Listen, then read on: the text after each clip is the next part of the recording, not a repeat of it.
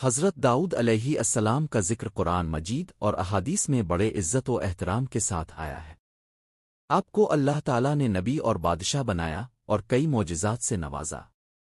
آپ بنی اسرائیل کے عظیم نبیوں میں سے تھے اور آپ کی زندگی عبادت، حکمت اور انصاف کی اعلیٰ مثال ہے۔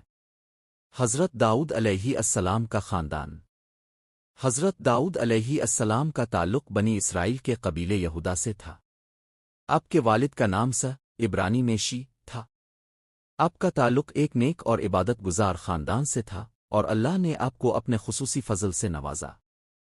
حضرت داؤد علیہ السلام کے بیٹے حضرت سلیمان علیہ السلام بھی نبی تھے اور انہوں نے آپ کے بعد بنی اسرائیل کی قیادت کی۔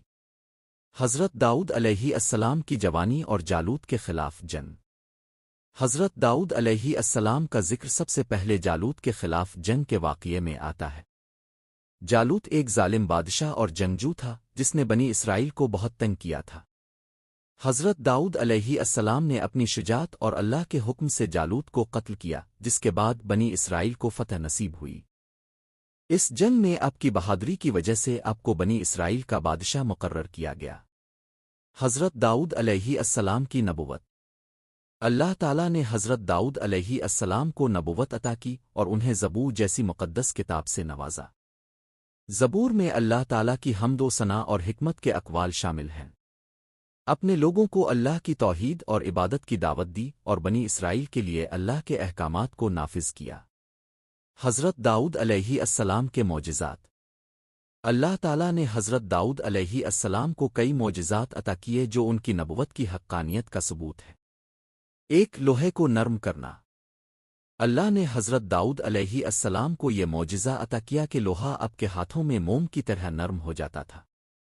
اپنے اس معجزے کی مدد سے زرہ بنانے کا فن ایجاد کیا جو جنگ میں حفاظت کے لیے استعمال ہوتی تھی۔ دو، پہاڑوں اور پرندوں کا تسبیح کرنا۔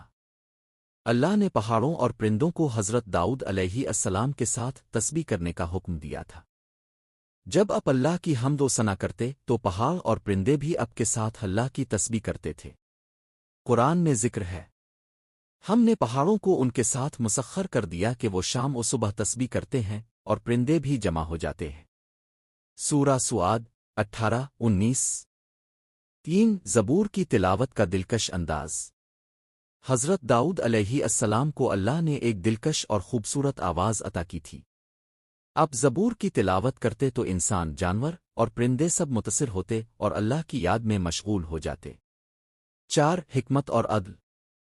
اللہ تعالیٰ نے حضرت داؤد علیہ السلام کو حکمت اور انصاف میں بے مثال بنایا۔ آپ کے فیصلے ہمیشہ حق اور عدل پر مبنی ہوتے تھے اور لوگ آپ کی دیانت داری کی مثال دیتے تھے۔ حضرت داؤد علیہ السلام کی بادشاہت۔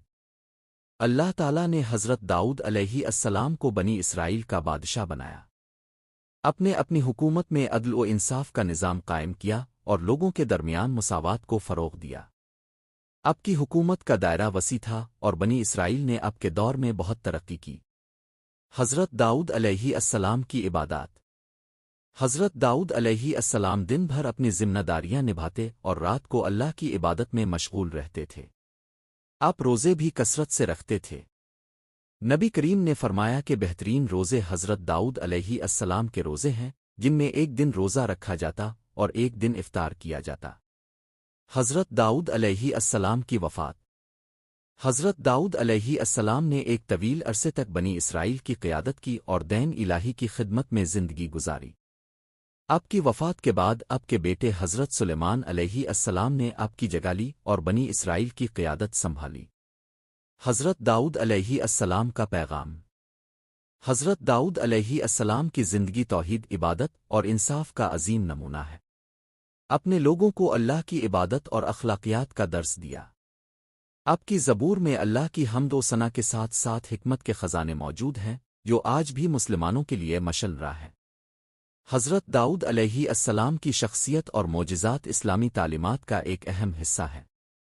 ان کی زندگی ہمیں عدل، عبادت اور اللہ پر مکمل بھروسے کا درس دیتی ہے۔